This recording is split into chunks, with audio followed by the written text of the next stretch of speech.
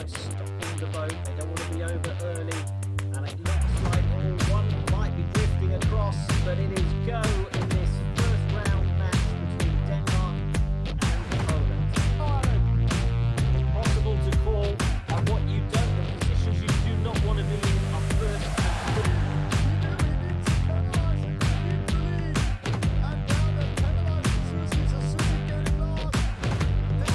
Very interesting battle since first downwind. We saw the whole fleet coming to that first.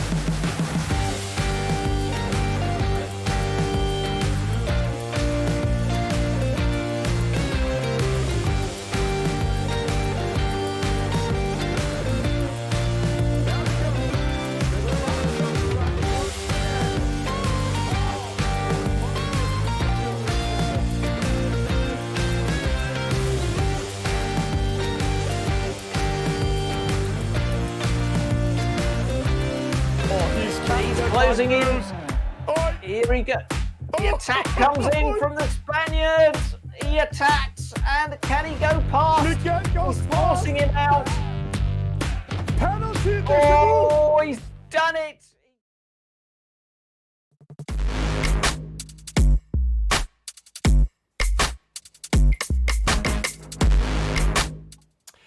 Hello, good evening, good morning, good afternoon to all of you e-sailors and sailing fans sitting around the world. Welcome to the eSailing Nations Cup semi-final, and it's the second semi-final. And by the way, happy Halloween. And tonight we are going to have a horror movie. We are going to see a lot of battles, maybe also some blood, sweat and tears. We are going to have two very good nations playing against each other. It is Spain versus France. Two neighbors, they're both playing in a very high level. My name is Thomas Bjørn Lytti, and I'm going to guide you through tonight's show, but I'm not going to be all alone. But before we're going to meet one of my favorite commentators, a little bit pale, not so tall as me, but he speaks most languages in the world. Then let's first meet some of the players.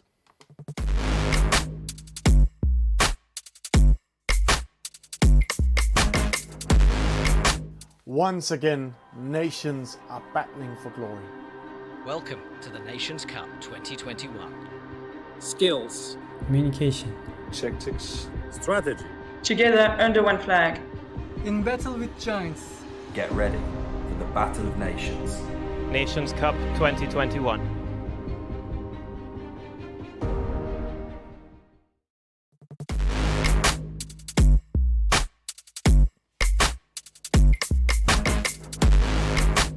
And please welcome Mr. Alec Wilkinson.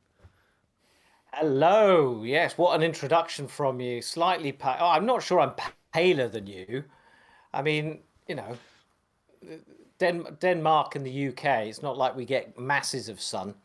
But anyway, really exciting that we've got two of the biggest teams in the semi-final.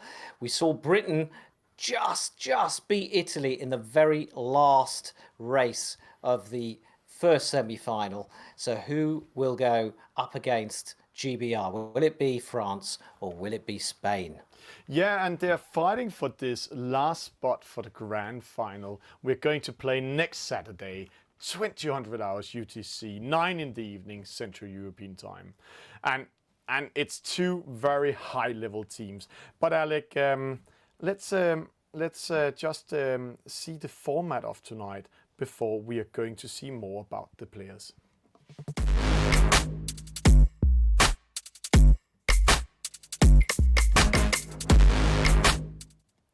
And here we have the format, Alec. We're going to do 9 races tonight.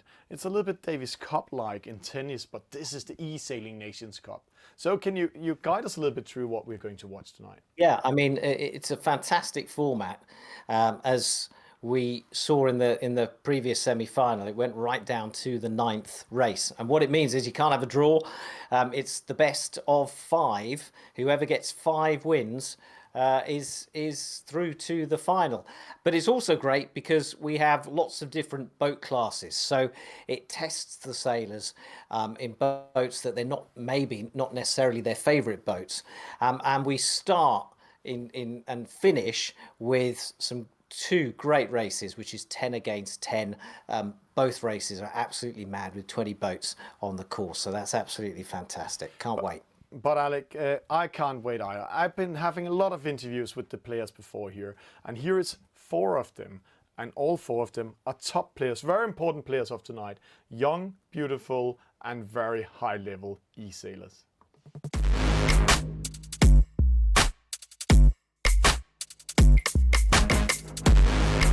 Yeah, being the semifinals is very good. I think we all are prepared for this regatta. We all like to play the best games with the best people, and now semifinals. The players are very good, so it's perfect for us. We can play with the best people, with the best players in the game, and I love it. I mean, I feel very, very excited and very happy about it. Semi-final last year, we just lost on the first round. So today, I mean, we'll be on Sunday for the semi-final against Spain. So it's really great, and I'm very much excited about it. Okay, being the semi-final, I believe it's the minimum objectives that Spain have for a goal, and get here show that Spain is one of the best teams in the Nations Cup, and we have quite level for maybe winning. Oh, super great! We're super happy to reach the semi-finals. Last year, the team didn't make it through the quarters. I think we lost against Japan, so we had the crazy revenge this year. The Japanese were super strong, but I think we had an incredible team spirit this year, and we're really looking forward to face the Spanish team.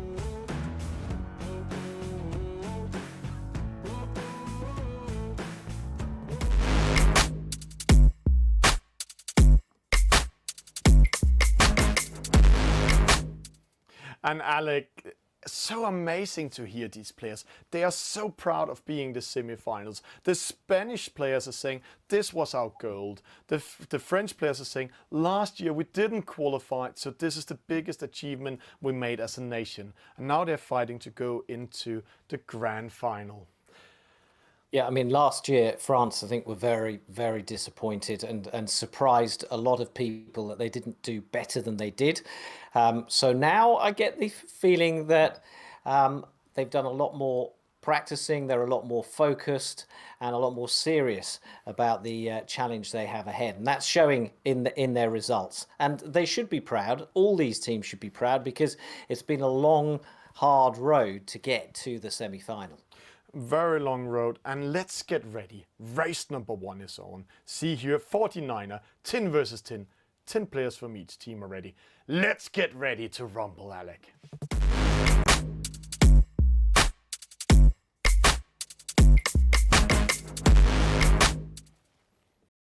So, race number 1. The first of 9. It's 10 against 10, so we get a good introduction to all the players. We might be able to get a feeling of who is performing better, who is on form tonight in this first race. It's in the 49er, very fast, skittish boat. On real waters, you have a skipper and crew, a helm and crew. Obviously, we've just got the one player in eSailing, but it's still a difficult boat to control at speed. So here we go. They're accelerating up to the finish line. A couple of boats trying downwind starts. It is now go in race number 1 of this Nations Cup semi-final 2021, and it's a good start for the Spanish. It's a very good start for the Spanish, and a slow start for some of the French. See, Fan VR, we had him in the interview here. Oh, he had a very bad start, but Superero also a bad start. La Manoir, the guy we have seen at World Championship 2 times, always gets so nervous in these very important races. Also with a bad start, Alec. And they're racing upwind, Alec. Can you explain a little bit more about, if you're new to this race and this format, what to watch for in the race? So primarily, you need to look out in the top left corner. You've got what we call the mini radar, and it gives you bird's eye view, and it also shows you 3 red and white striped windsocks, giving you a good idea of the wind direction. Now they can flutter in different directions, but right now they're blowing straight down the course. The dark shades that you can see one now on the horizon. That is stronger puffs of wind coming in, but at the moment it's fairly even breeze across the course, so it's a really fair course right now for this first upwind leg. It's a standard kind of Olympic format, so we have 2 upwind legs and 2 downwind legs, with the final downwind leg to the finish, so 4 legs overall. Right, here we go with Barbie 22. She's one of the females on the French team, and she's heading out to this white dotted line. That's what we call the ley line. That's one of the most efficient ways, according to the computer and the software, the most efficient way to that top mark. Moving all the time, though, as the wind shifts around. Yeah, and Alec, now they're coming up to this top mark. There's going to be a huge fight, huge battle for it, because see here, they're approaching it. There are 2 rules, the starboard port side rule and the rule of the inside turn. But it looks very good for the Spanish. Oh, penalty. Oh, see, a wind block, I have to say, mark trap in, but he hits one of his own. So he makes a mark trap. Carlos pass sailing into Eduardo, the young guy we saw. But see how they're pushing the French behind them. Great move by Spain here. They've really been practicing this team race level. See how 2 players are keeping all boats behind them at the moment. Great stuff. Yes, they are. I don't know if Eduardo, if that was a mark block or if he just made a mistake, really. We'll either way, it didn't go his way. He's now sitting in 5th, but look at the top 6, the red and yellow flag of Spain. And remember, this is a team competition, a team regatta, so it's not just about getting to that finish line first, it's about getting as many of your teammates with you as far up the field, as far up the fleet as possible. Yeah, and that's all they're doing. And now they're doing downwind. And see the Spanish, Alec, they are quite in the lead here. They are 1, 2, 3, 4, 5, 6 Spanish players in the lead. That's very good because we're playing with the low point system. And the way you win a race in the eSailing Nations Cup is having the less point as possible. And right now it looks quite good for the Spanish here. They're really doing a great job. I have to say, very well prepared. Yeah, if you're doing the maths at home, it's pretty simple. You just add up the positions, and that is the total score for the team, with the lowest score going to the winning team. So the bulk of the fleet now around this, through this bottom gate, heading upwind. So we're halfway through this first race of the semi-final, and it is dominated by Spain, who are still holding the top 6. Now, what can the French do? They've only got 3 Spanish sailors behind them, 4 Spanish sailors behind them. So it's all about trying to catch Marina Garau and Cruzaleta and Ramon to try and get ahead of them. Yeah, but still, Alec, it's pretty hard for the French to do it. Even they have Tim Carpentier, Pepito here. He's part of the World Championship this year. One of the most winning player in virtual I have to see him virtual sailing and eSailing this year. But in front of him, very routine sailor, Miguel Cruz, been at the World Championship in total. So that's really good. So that's how it is. Yeah, a hugely experienced fleet here. Some big names from the world of eSailing that we've seen in several World Championship finals. So if you're new to this, just watch how some of these players play and learn, because you'll pick up lots. Right, here we go then. We're building up to the climax now. Can France reel in any of these Spanish boats? We're up at the top mark for the final time. And it's Gervinho still out in front, and Julie Fra has moved up into 5th. Valentina has moved into 6th. So they have split that Spanish leading 6. And Alec, they have split and they're really fighting back. It's David Creve, Julie France, the freestyle surfer. And then Valentin Lisa Stefan, he's here. He's been part of the World Championship last year, and now getting 2 penalties. And that was Marina doing the female player doing great race by her, really, really great. But still, it's 5 boats from Spain in the lead. But then there's a huge gap down to the next Spanish player. So is it good enough? There's 210 points in stake. So then we're coming in. Well, those 3 leading boats, you can see them in the distance heading across the finish line, but there's a real battle going on, and that could ultimately decide who gets the point here. This battle going on from about 4th place all the way down to 10th. Can the Spanish push back up with those pink spinnakers? Barbie 22, that's Barbara Cavin of France, the best French player at the moment in this race. Valentin Lisa in 6th. But can July and can Xavier and can Pepito move up? We shall see as they approach the finish line with Barbie 22 and July France and Valentin Lisa crossing the line as the best placed French. I just have to say, they just won 2 points. Marina getting a penalty just in the downwind action, but we're looking at all the players. So they'll be coming in here. Carlos Pereiro coming in there. Fan VR, we had an interview with him. Carlos Paz, the team captain, and La Manoir coming in the last positions. We're getting the confirmation here. That's very important confirmations. So let's just have them here. It's Javino. He's in the 1st position, Eldorado in 2nd, Nauseous in 3rd. Then we have Ramon in 4th. That's and Barbie, then Julie France, Valentin Lisa. We have Cruiselator, Marina. So it looks quite good for Spain at the moment as it's coming in here. Then we have Savnis, Cucurville, then we have the Sinjet, the captain of France, J. Pereiro, Pepito, Augustine, then Tanguy Le Golf, Carlos Pereiro. So a lot of top players in the last position. Also La Manoir. And normally, Alec, we know this La Manoir pretty well. He's normally quite nervous in these final situations. So exciting how he's doing. Yeah, especially if he listens to the commentary, because you always remind him of that fact. But yes, we've seen him in several World Championship finals, and he's always never quite managed to pull off the same performances that he does in qualifying. So we'll see. It's very early days in this best of 9 competition.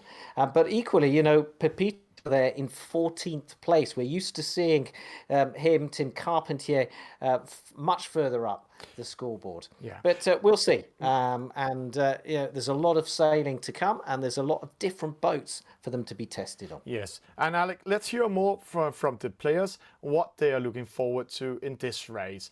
We'll get the score from the race officers in a few seconds.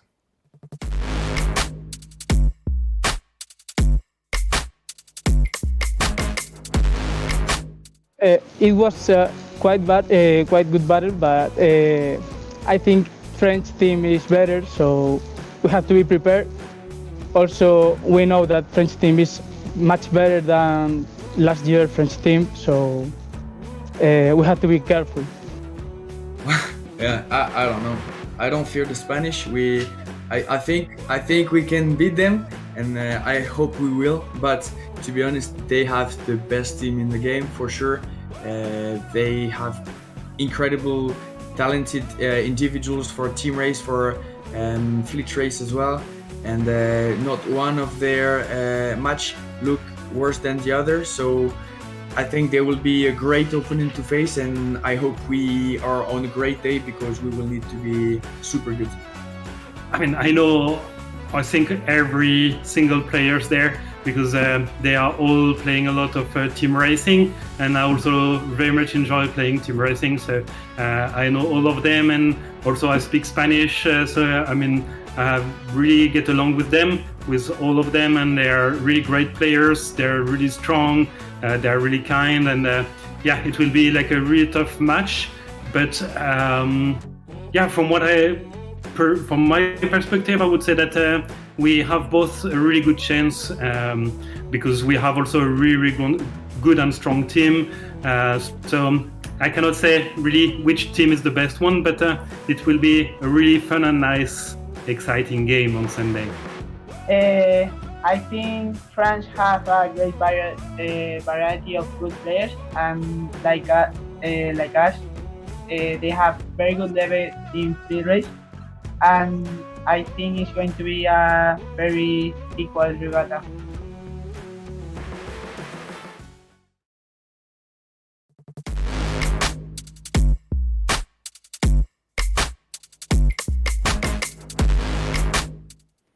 And Alec, now we're getting ready for race number 2, but we're just getting the result from race number 1. And Alec, you have the score, don't you? It was very close, and Spain just won it. So it is now Spain 1, France 0. And the actual points, Thomas?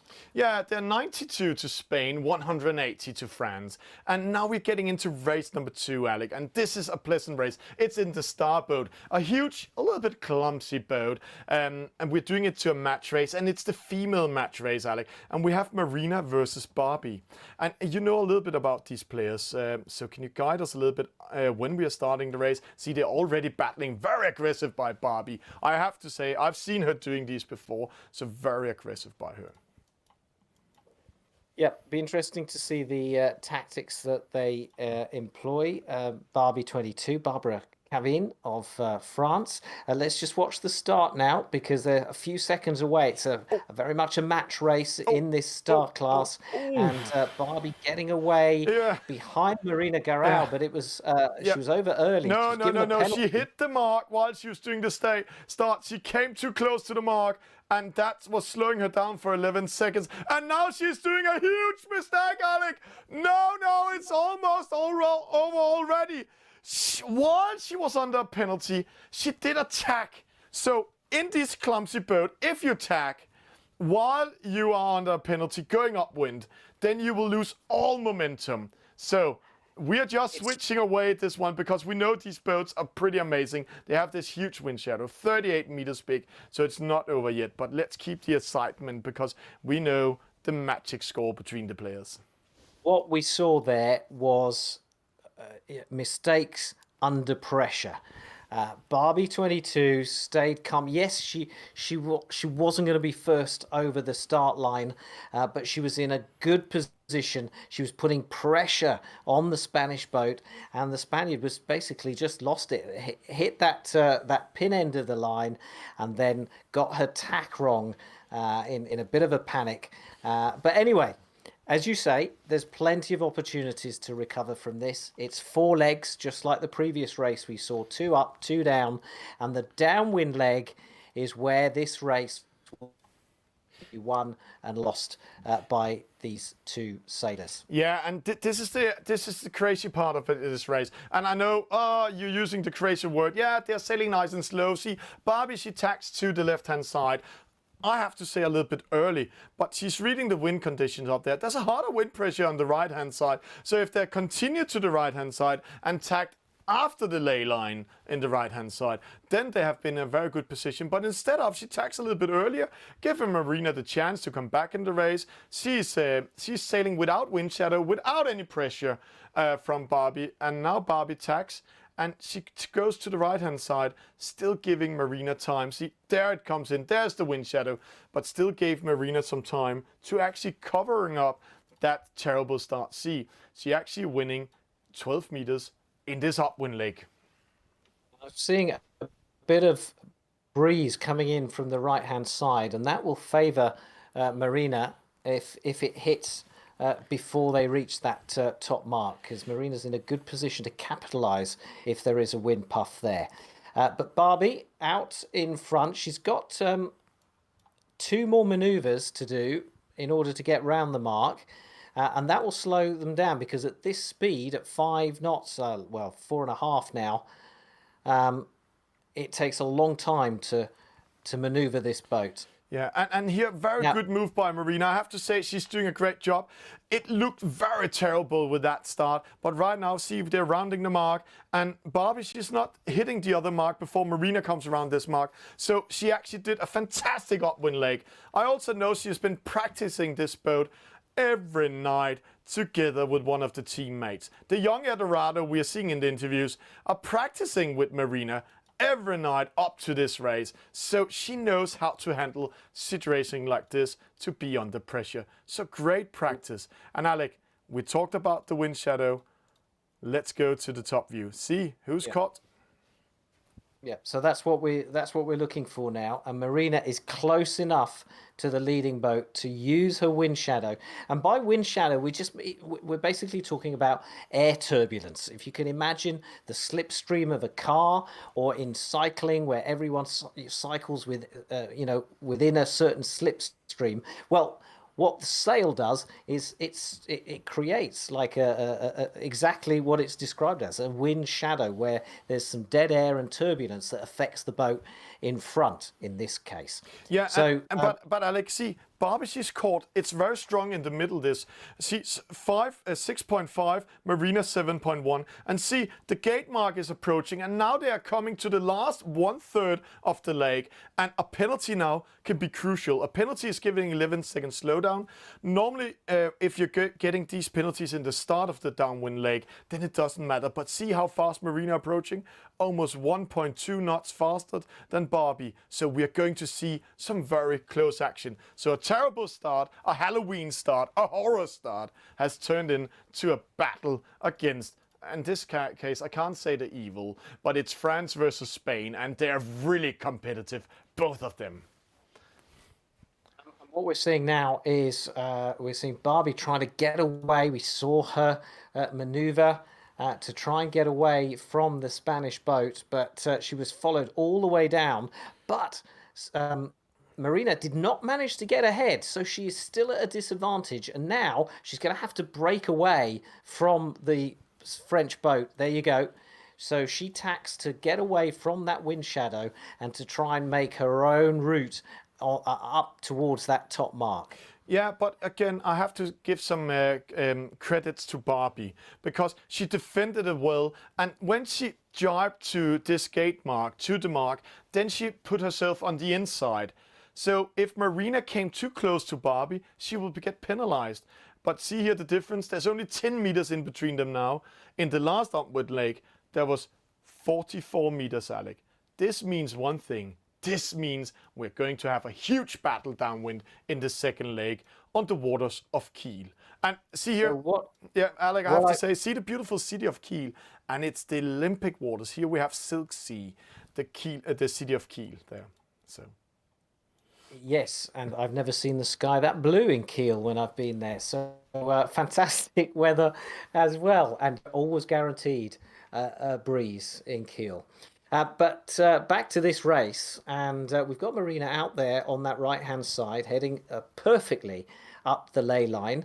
We'll see if the wind stays constant. It looks pretty good at the moment. But what I would be doing is try to be in second place here, because they're so close that the second placed boat is going to have the speed advantage heading downwind towards the finish line, and I think that's what Marina is trying to achieve. Yeah, but I also have to say Barbie is quite smart here. She's putting herself outside the ley line. Both boats are approaching this top mark from port side, meaning that Barbie have the right of way when they're entering into the mark rounding. So now you can see a huge wind shift is coming. Marina sees going to be starboard. So if Marina was closer to Barbie, then Barbie could slow down here, penalize Marina, sail away. But very close race. Oh, this is a very crucial moment from Marina. What she's doing, oy, almost hitting the mark, Alec. Such well timed. I was just getting goosebumps and saying, whoa, she's losing the race now. But she managed to survive, and now we have the downwind action. I was scared for her there, but she's And she's got round this mark as well. So the race is on. 30 metres between these two boats. That is good enough for Marina to use her wind shadow to affect Barbie 22's speed. Can she do it? Barbie trying to get away from her, trying to force her out over to this left-hand side. Yeah, but it's also a good battle right now. But Alec, remember one thing, what I said. Getting a penalty here, Barbie with a penalty, but it doesn't matter anything. Now she can be in the aggressive position. Marina, she will only get, let me get, 22 meters ahead. 12 meters only, 14 meters, 60 meters. So she's not winning much of it, but a penalty like this in the last 1/3 of the leg, and see, they are not even halfway, will be crucial. So now Barbie can pressure Marina. Let's see that battle. We're going to see lots of overtaking yet between now and the finish line, and we've got just the final half leg. That's the Marina going upwind with a penalty. This might be a crucial moment. Sorry what I said before. So 34 meters is my guess. 44 meters. Oh, she's just managed to capture Barbie. So now it's going to be on the finish line, Alec. So what a perfect time penalty by Barbie, while Marina was doing a 360 trying to come behind Barbie to be in the aggressive position. She didn't like to be defensive. Wow, a great sort of defense there from Barbie 22, and I think, well, I'm not going to predict it actually. We've got about a quarter of the leg to go to the finish line. You can see they're on line to get across there. 30 meters now. Let's check their speed. 7.5 knots to 6.8, so almost a knot faster for the Spaniard. Can she turn that into an overtake? Or is Marina Garau going to run out of track? It's going to be faster and faster. So, see, meters counting, 20, 80. It's going to be on the finish line, Alec. But I think Barbie defends it. It's coming in. It's 1 point for France. Barbie wins against Marina in this fantastic, and I have to say, fantastic match race. Had everything. I have to say, a very terrible start, nightmare start, Halloween start, and then coming back, really doing some great work. So, Alec, 1-1, and it is going to be a horror night because I think it's going to be close all night today. There's the confirmation to all of you out there. Winning with 1.9 seconds.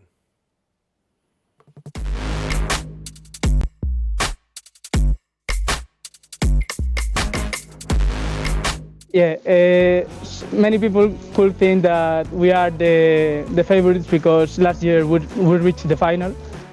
However, we know that French team is much better than the last year French team.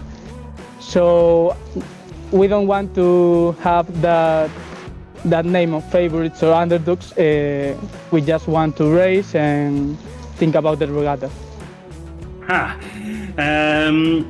Yeah, it's really tough to say it. I would say that we have a little advantage maybe this year because we have I think a lot of players who trained a lot on team racing, and we have two really strong players. I'm sure that you know the two ones that I mentioned, like Acer, Tristan, and Team Pepito.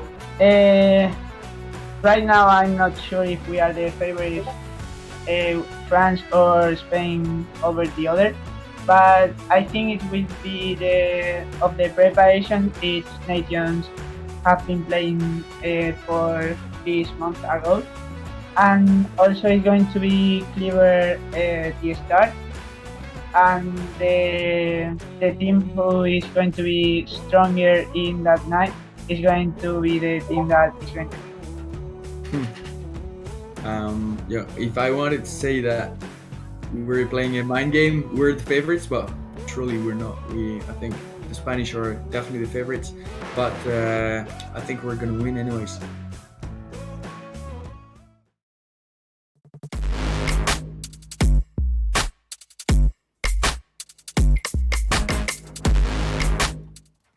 And Alec, such a good thing to hear about the sailors, how much they practice and who's underdogs and everything. I love them. And now we're going into race number 3, Alec. Now we're going to have e-sport, eSailing, 5 versus 5. So what are we going to experience here? Yeah, I mean, so let's just have a look at this. So we've had Star, which is the slowest boat in the competition. Now we've got the Laser, and then after that, it's the EF50, the fastest boat that we have in eSailing. So 40 seconds to go, and it's 5 against 5 in the Laser. So really, what these teams are looking for is 26 points. If they get 26 or less, then they're going to win the race. Yeah, and let's go into the race because we want that start, Alex. So 2 seconds. Yeah.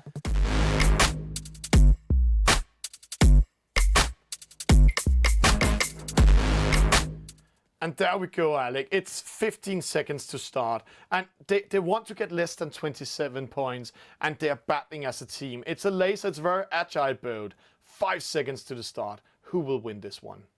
Yeah, and a few of the Spanish boats there, Ramon and another Spanish teammate were trying the downwind start, which is something we can talk about in a moment. But first, let's focus, because the majority of the fleet going off to this right-hand side on a course that seems relatively even, actually, as the French break away and head left. Yeah, it's quite amazing. We are talking about esports starts, downwind starts, where they go in front of the starting line, going downwind. You normally don't do that in sailing, but these two teams are so good that Eldorado, that's one for Inshore, Ramon, vice world champion, Tristan Perron, part of the world championship, Valentin Lisa was part of the world championship last year.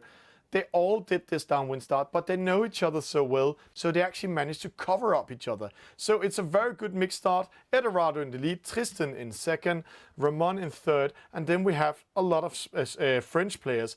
And then in behind we have Cruiselator and Carlos Pereiro.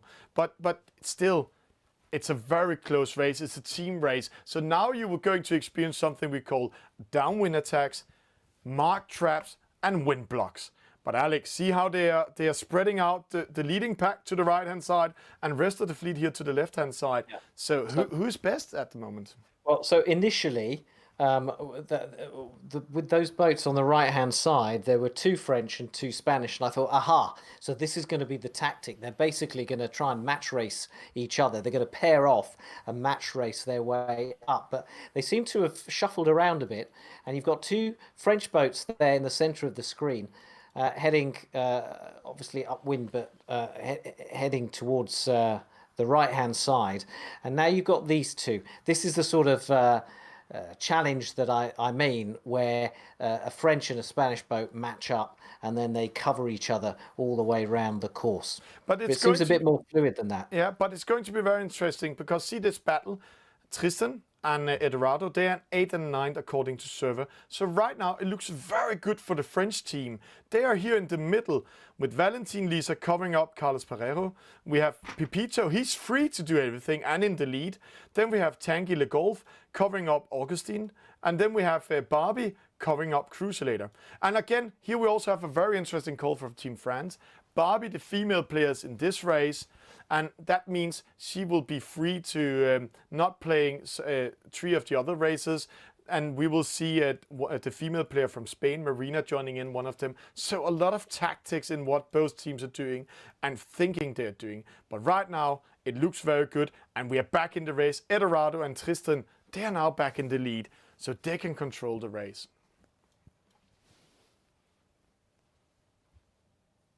Remember also that if one team gets 3 players in the top 3, so let's say it was Spain 1, 2, and 3, then that guarantees you a win as well because of the maths involved.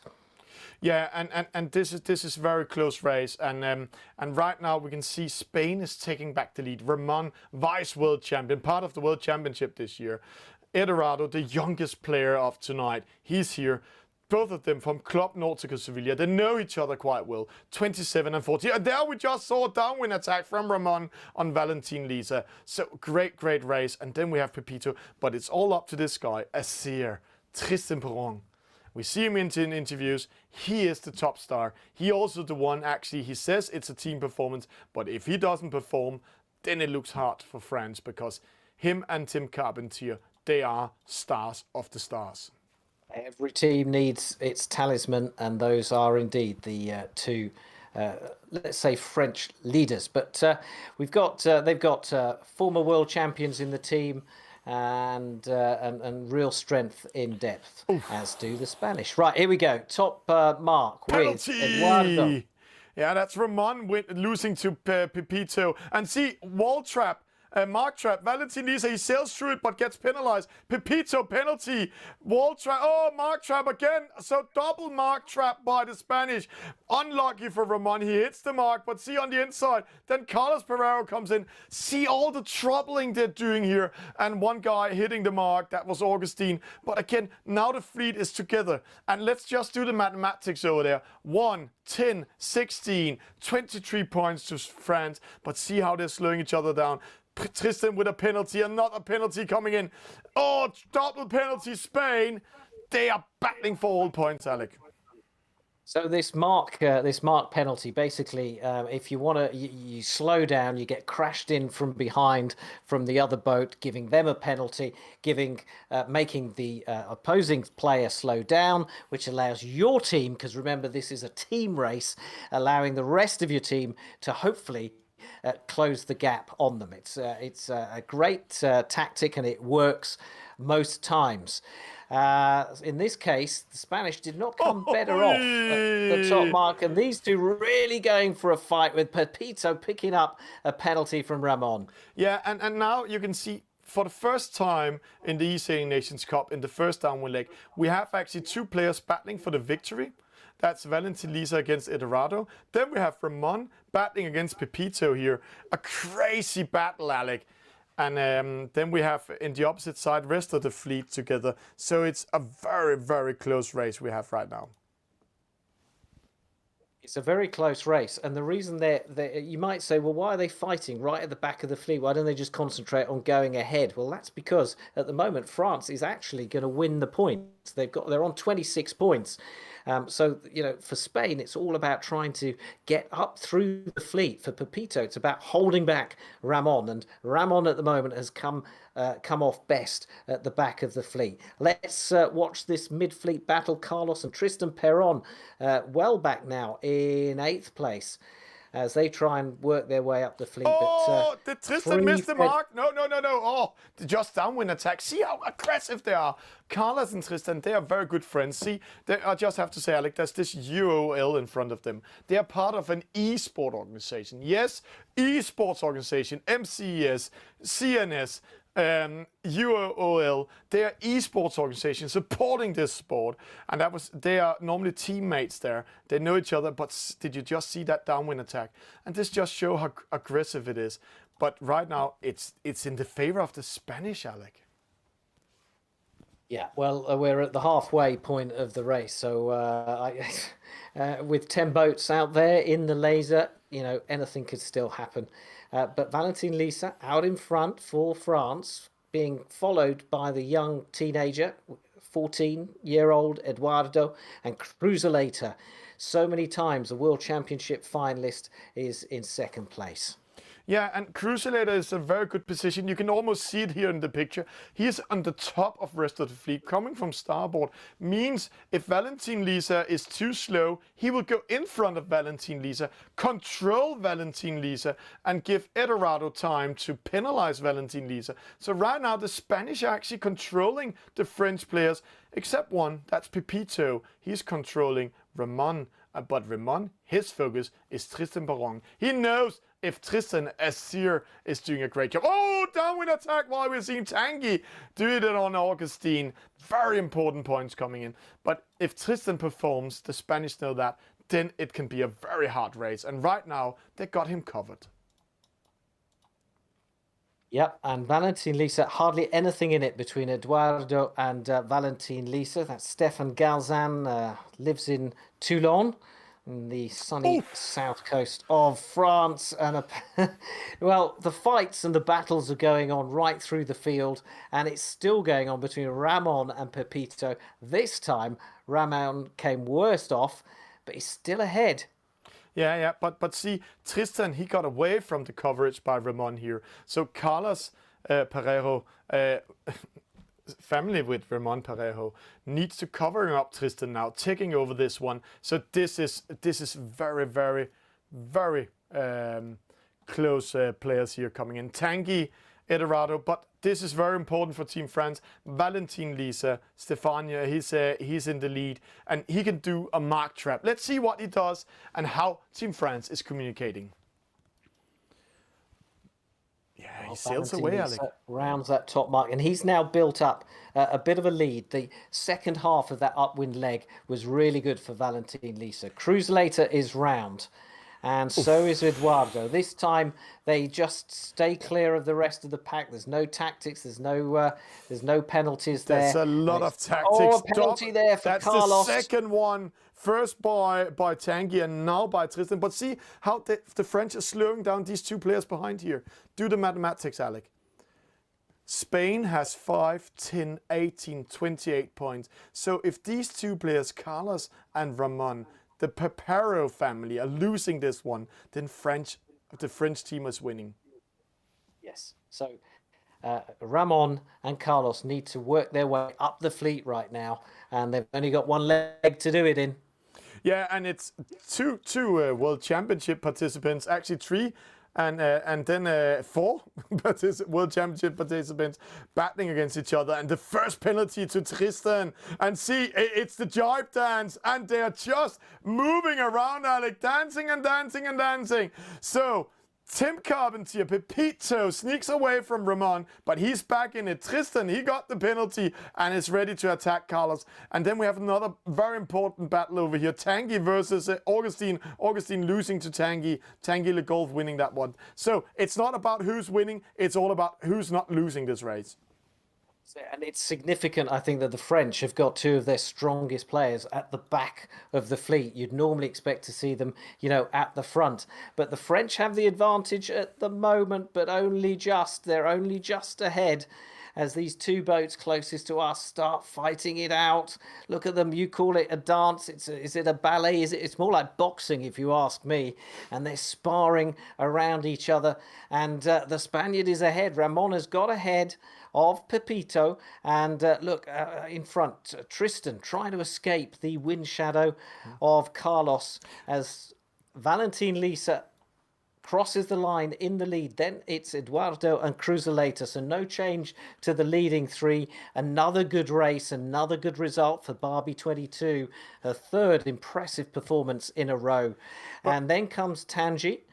Yeah, but it's a battle, Alec. It's 3 battles. Tanguy, Augustine, who's winning that one? Then it's Carlos Parejo versus Tristan Perron. It's Tim Carpentier versus Ramon. All point counts, and the first point is won by Tanguy.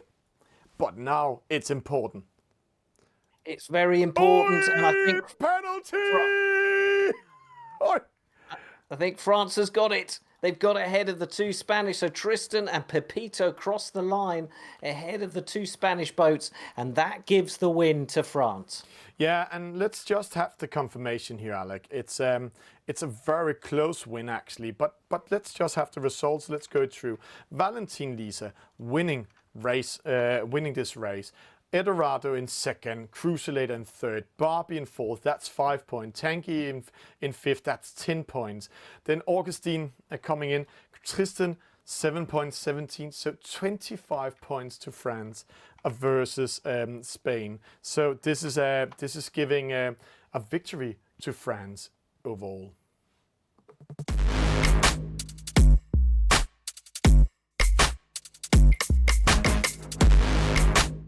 I trained quite, I would say, not as much as I would like to, because we all have to work or studying, depends on your situation. But for me, I have to work, and yeah, I'm quite busy. But I trained a lot of team racing, and I will still train tomorrow on Sunday also to be ready for this game on Sunday. I'm very much excited.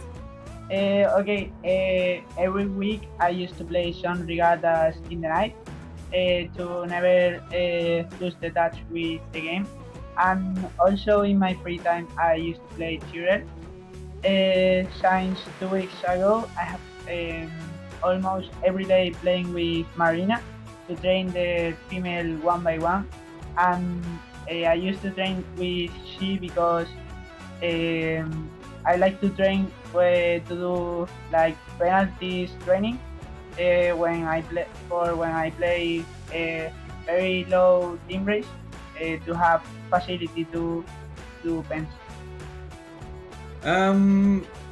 You just train and train. I guess the most important thing is to train specific situations. You can't learn eSailing overnight anyways, so you do best you can to master different tricks of a team race, and you go with good spirit with the team in the semi-final and hope that everything goes to plan. I think it's not an special prepared for the regatta, only that we have to train even more than before. And also now in semifinals there are more good players, more names that we have to be careful with them. So that's the only special preparation, I think. I'm super happy to be in a good shape just before the important competitions of Nations Cup and World Championship. But definitely it's never only one individual that makes the teamwork, the team win in the Nations Cup. We are 12 players in the team, 10 who play, and there is always some shadow game that is played in the back of the fleet, and everyone is to be rewarded for the win against Japan. I was in a good day, and I really hope that we are all going to be a good day for Spain.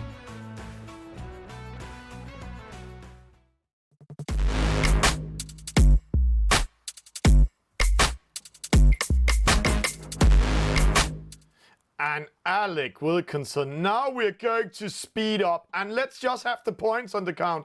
France was winning the last race, so 2 points for France, 1 point for Spain. It's race number 4, and it looks like a very close match. It's the EF50, it's a reaching start, and if you're new to sailing and eSailing, it means that the wind is coming from the side. They're speeding up, coming with speed towards the starting line. And there are 2 things they need to take care of. 1, false start, that would be terrible. And 2, getting a penalty. 11 seconds slowdown in this boat is very costly. The start is coming, Alec. Every mistake is costly in this boat because relative to each other, the boats are traveling so fast. Here we go then, 4 seconds. It's a reaching start. It's about as fast as you're going to get in the race. 30 knots, 38 knots, 40 knots. Wow, so fast to this first mark, and it's going to be a left turn, and it's the pink boats of France that are out in front with Jav, Nice and Javigno round on the inside. What's happened to the other French boat? Yeah, Tristan, he had to cover Norsic and penalize him at the mark rounding. And in the start, Carlos got a penalty, but Savnis, he's defending this one. See Savnis coming in, Carlos in trouble. But it's Julie France or David Creve in the lead, and they're rounding. It's a split. The French boats going to the right-hand side, and see Savnis crossing in. Roy, if he had continued, there had been a penalty to Javino. So it's a very, very close race. It's the EF50, Alec. It's speed. Small penalties, small mistakes are letting in the other team. Tristan attacking. So close one. Every time they attack, they lose 11 knots to 17 knots of speed. It takes 11 seconds to hit maximum speed. See? Oh, downwind attacks. What are they doing, Alec? It's crazy. Alec, I need to breathe. Say something, please. Say something. Well, if you give me a chance. Added pressure for all these boats, of course, because of the boundaries. The boundaries squeeze them into this small race area, which just means that it feels like they're traveling even faster than they really are. They've got to react quickly. They've got to be really fast and experienced on the controls. And we're seeing some of the most experienced players out here with July, France in first place, then it's Spain, then it's France. So it's alternate positions at the moment as they've picked off other opponents. And here we got an attack on Cool Zavnis, who ends up going backwards. Yeah, well, he got that penalty, and that penalty has switched around all of it. Instead of getting a penalty, he tried to go away from the penalty, and that also dropped him down. Now Tristan is ready to attack Javino. See, downwind attack on Javino, penalty! But Tristan under trouble. See, it's like missiles, Carlos, a 360 in an EF50. What's going on, Alec? This is a semi-final. Penalty, Tristan. It's Spain versus France. What a show we're having here. Fantastic action, and we were talking about how long it takes to recover from a penalty. Well, we see it's actually quicker to do a 360 turn and not get the penalty. All right, so here we go now with July France still out in front. Who have we got closest to us here? I'm just getting my orientation on the course. It's Javinho, so we're with the 4th placed Spanish boat. But the advantage is in the hands of July. Javni's coming in, and so's this Spanish boat. Javinho now coming in, but plenty of space. And they choose opposite marks through the gate. Yeah, and it's interesting now because right now it's in the favor for France. They have 10 points, even with Tristan behind. Oh, Tristan! Oh, going opposite! So that split made him come close to Carlos, but now Carlos can make an attack on him. Right now it's 10 points. It's actually 9 points for France. So if they make Savni's lose getting a penalty at the top mark, then Spain can win it. They don't care about Julie France up there. This is the battle. It's 3 versus 1. See, downwind attack. Tristan under pressure again. It's. I have to say, I'm amazed. This is the highest level in the EF50 we have seen for a long time. So the team that gets 10 points or less is going to be the winner. Can Spain square it to 2-2, or are the French going to go 3-1 up? There's not much time left in this race. We're coming to the conclusion. These are fast and furious races in the EF50s, but and there's hardly anything in it, really. He's waiting. They are ready for doing a trap we haven't seen before. Julie France slowing down his boat to go in front of Norshits. It's at this top mark we're going to see some horror. It is Halloween. Penalty! No, Tristan makes a penalty, a mistake on Carlos. So now it's the battle here. The 2 other French players alone. Mark rounding coming in. Julie speaking away. Oh, downwind attack on Savni's. Huge turn by Norshits. They are trying to cover in 2 Spanish in the lead. He's going upwind. Spain might take this one. It's penalty to Spain. No, Ali. It's not over yet. We're racing for the reach mark. It's not over yet. We're going to the reach mark. Then it's a left turn to the finish line. But the first three leading boats are not going to get caught now at that top end. It is close between Julie and Javinho, but the battle really is at the back. As cool as Javi and Tristan hold back Carlos to try and get the points. And at the moment, it's 10 points to France. They have the point. They got the race. And they've overtaken, so they've gone ahead. So Jav is ahead, and now he slows down. Yeah, but it's because Norshits needs to turn around, penalizing him. And that penalty made Carlos go in front. No. But it's still 10 points for France. So such a close battle. Here we have the confirmation. Let's just do the mathematics. David Krief winning. Tristan Perron 3rd, that's 4. Sav needs 6, that's 10 points. But did you see how Norshits rounded from the finish line, turned his boat around, racing around the reach mark, attacked Tristan, attacked Savni's, penalizing them, and then doing it. And I have to say, this is, see here? See this battle? Normally this race chart is straight, but just see how they're switching positions all the time. What a show by both teams. But I have to say, it's going to be 3-1 to France. And this just shows which level we are on today, Alec. Terrific result.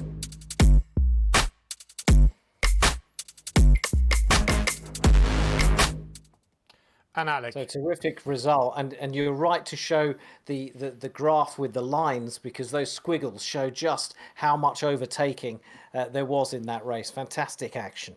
I have to say, fantastic action, and it's amazing to see how these players can navigate such a big boat. It looks slow and clumsy, but I have to say, upwind when they're doing these 360, they're doing it at 27 knots. Downwind when they're attacking each other like this, they're doing it at 42 knots. So they really need to be ready to steer these boats. If you've never tried, I mean, you've really got to practice for many hours to be able to anticipate what is happening and be there right on cue with your controls on your device, whatever that device might be. So that's the F50. But Thomas, looking at that, it's now 3-1 3-1 to Spain. The first to 5 is going through to the grand final. Spain are really going to have to do something. They're going to have to start a fight back in this next race. It's 2 against 2 in the J70. It's 2 versus 2 in the J70, and the players just joined in. And let's hope they don't have any server issues. We experienced some small issues. We're getting that for the players right now. Remember, they're sitting on different devices, different tablets, different internet all around the world. And let's just cross the fingers that it's not happening. Right now, the players are ready. Let's get in. It's race number 5. It's 2 versus 2. It's the certified players. So top battle yet again coming up.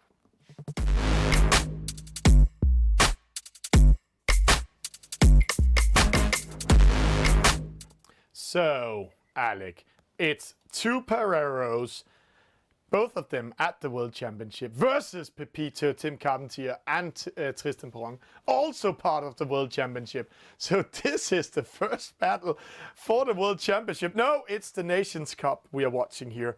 But the World Championship on Friday, we'll see all 4 players yet again. Yeah, we'll be bringing you that live as well. I can't wait. 12 seconds to go or so, and now they're just lining up. They're just trying to take control of where they want to be. A penalty on Carlos Pereiro, not giving enough space. Ramon Pereiro also with a penalty. So a fantastic start for the French, who now take advantage of the Spanish slowdown. I have to say, Tim Carpentier and Tristan Perron, they know how important this point is. If they can get 4 points after this race number 5, then they have, Alec, 4 match points against mighty Spain. And I have to say mighty Spain, but both of the teams having excellent players. And right now, the breeze here, because whilst we're talking, the breeze has got stronger over this right-hand side, and that's why these 2 boats, especially those closest to us, have headed off to the right, and now it's shifted again. So we've had very steady breeze across our different race courses so far, but this seems to be a little bit shifty, so it'd be interesting to see how they react. Yeah, this is how they're reacting, but right now I can say to you, Tim Carpentier is in 100% control of Carlos Pereiro. Tristan Perron, he's 100% in control of Ramon Pereiro, but it's a downwind action. It's a downwind action we need to look at, Alec. There we have a wind shadow of 30 meters in this J70, but I know the French want to go all the way in there, so that's fantastic, really fantastic. Let's see how this will unfold, Alec. It's not over yet. Within our format, this is the only race that can be drawn, okay? And if it is a draw, if they have equal points between them, then the winner will be the team that doesn't win the race, if you see what I mean. Yeah. So you've got to lose this if it's a draw. You've got to lose it to win it, which is kind of weird. But let's just see what happens, and we can go into it in more detail if we need to. But right now, France first and second, and a bit of a boxing dance going on here between Tristan Perron and who's that? Ramon Pereiro. Yeah. I have said this. Both of them are vice world champions. 2019, 2020, Ramon and Tristan. This is crazy. The race. Yeah. This is the race for certified players. You get certified by reaching a certain level and achieving certain milestones within the sport of eSailing. So you'd expect real quality players in this 2 against 2 race. And now Tristan is not giving an inch to the Spanish boat. He's pushing him out beyond where he wants to be. Yeah. And you'll suddenly see him tack and come into the mark. Yeah. And I have to say, Ramon doing great here. But the reason why Tristan pushed him so far up, if Ramon got on the inside, then Tristan got the penalty. So a little bit early by him. But see, it's still up to Ramon to capture Tristan and slow him down so Carlos can come back in this race. But Alec, these are the 4 best players in the world at the moment, I think. Actually, So very clever of Ramon to take the penalty there, rather than sort of play it safe, because now with the J70 is a big wind shadow. He's behind Tristan, and the wind shadow gives him an advantage, except for now, because he picks up a penalty, and so Tristan gets a chance to move away and maybe break away from the Ramon. No, wind because shadow. Carlos is ready. Now they're 2 against 1. So Ramon did it great. He won. He got that battle against Tristan. See, Tristan, he needs to battle 2 guys. He's going in between them. He wants to be in the aggressive position. But here, because of this tie position, Alec, if this is the standing with Tristan in 4th and Pepito up there in 1st, then Spain is winning. So Pepito needs to find out together with Tristan, do Tristan Barong needs help? Or is he on fire? Like he said in the video, I'm doing quite a job at the moment. I'm both at the World Championship. I made a good play against Japan, but it is a team race. And right now it looks like Tim Carpentier and Tristan Barong says, yeah, it's okay. It's Tristan behind, so I will just sail away. But will he continue sailing away? We shall see. We're only at the halfway point, so it's early days. And you've got to fancy Tristan Perron's chances of making his way ahead of the Spanish boats. But Ramon and Carlos, the Pereiros, are in 2nd and 3rd. Can they keep control of Tristan? Yeah, and now you saw, just as we talked about it, Tim Carpentier made a 360 just to wait for them. So now he's close to Ramon. Carlos is close to Tristan, so now we're back in a small match race position, and it's going to be a huge stance downwind. And I have to say, I believe that we might see the players sail upwind at a moment when they're going downwind, just to prevent of losing, because it's 2 versus 2 and it's 5-5 at the moment. Yeah, so Pepito, who had all that advantage, has decided to take the fight to Ramon. So this is a team effort, and he is thinking about what is happening behind him. And they're now heading all the way out to this left-hand side of the course. Yeah, and quite interesting. See, Ramon covering Tristan. Tristan going a little bit far up. Now, Pepito, Tim Carpentier will cover Ramon. He knows that straight away. Go in front of Tristan. So he's not in wind shadow. And then Carlos has time to come back in the race. But Carlos and Ramon only have 1 guy in focus, keeping this guy behind and make sure that Pepito is winning. So how do you make sure another teammate from a player from the other team is winning while the other one is losing? That's the question. So now the tactics and strategy come in. Well, now we come to the climax, the final downwind leg, and it's now they're thinking about what position they want to be in when they start that downwind leg. One thing's for sure, you've got to be close to the boat in front. You want to be able to use your wind shadow to accelerate past your opponent. And at the moment, Tristan is falling back. Oh, Pepito waiting for him. Doing a mark trap. Oh, penalty to Ramon. So they are already ready. See, that penalty, mark trap, made them all slow down. So now Tristan is in aggressive position and Pepito can make trouble in the lead. So just explain to, like, if unless you're an eSailer, you might be confused by that attacking move. If you're a sailor, you think, what's going on there? Yeah, what they're doing is they're coming to the mark, slowing down their boat, letting all the other boats sail into them, or putting themselves on the inside, so they can just touch the other boat and penalize them. In eSailing, it's all about using the rules to win, especially in team racing. And here we can see Tristan. He's on the outside, so Carlos can penalize him, but Pepito can penalize Carlos. So right now, Pepito can attack the Spanish player, and Tristan needs to defend himself against the Spanish. Oosh! They're switching position now. So now the Spanish are in favored positions. This is so close now, it's impossible to call. And this race is going to be decided by either a moment of madness or a moment of genius.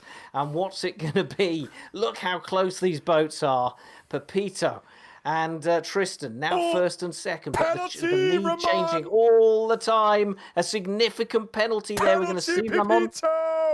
Oh yeah, Alec, just continue. I will just keep a score on the penalties here, because right now, see, they're sailing upwind because the finish line is approaching and they know these penalties. Oh, penalty, Ramon! Now the French can sail away. Carlos is too far away. Oh, he's coming back. He's on the inside. He can penalize both French players. So he's back in the race. We could find a moment now where the leader actually gets to the start line and turns round so he doesn't cross it. But at the moment, it's Spain in front. Oh, it's going to be on the finish line. Will Carlos do a 360? Oh, he takes the penalty. Ramon goes out to Tristan. Penalty, Tristan. And then Tim here comes in. It's penalty. Oh, Ramon wins it. But will the French cross first? Oh! 3 boats crossing at the same time. 0.2, Alec. Who is the computer giving the victory? Confirmation. It goes to Spain, winning with 0.1 second in front of Tristan Perron.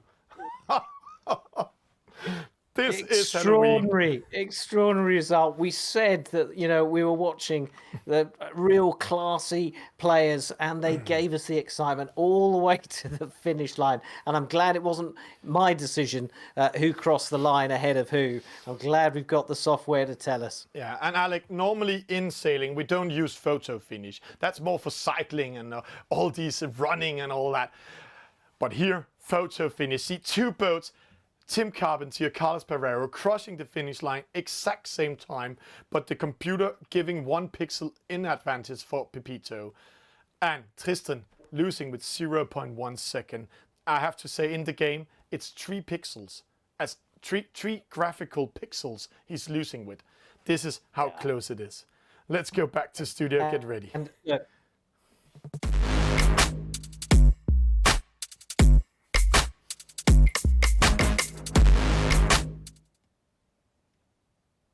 And real credit to those players, because yes, they're certified players, but there was a lot of pressure there. They went out, they represented their team, and they fought to the end. And well done to the Parejos for coming out on top. A significant victory because it keeps Spain in the match. Currently, it is 3-2 to France, but that stopped France getting a match point. So a really significant victory. And it's going to be interesting now. We're talking about pressure, but what about the pressure on the next players? It's 1 against 1. It's another match race. It's in the star class. The women were put in a really great, entertaining, absorbing race. How's it going to be this time? And let's just give the players just a small breathing second, because even they're playing computer, I know the adrenaline is all up here and they're all sweaty, all shaking. So let's give the match race players just a small break, and then remember to say thank you to our sponsors.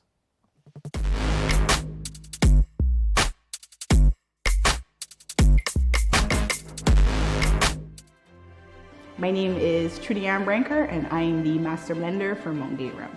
Montgay is unique because of where we are. We have been producing here on the same location for over 300 years. Montgay is unique because Barbados is the birthplace of rum. Montgay and rum is part of Barbadian culture. You're passionate about it from the start.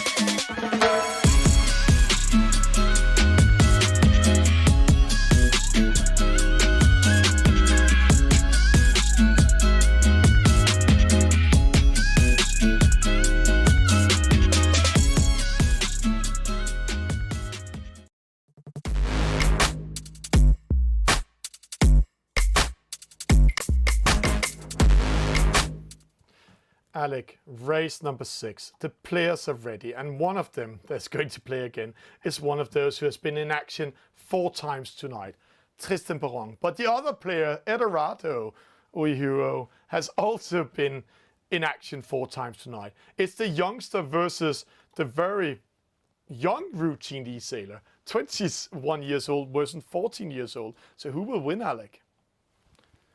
Well, I remember when we used to present Tristan as being like a 16-year-old and the youngest in the fleet. But hey, at the age of 2021, nowadays in eSailing, that's almost past it, isn't it?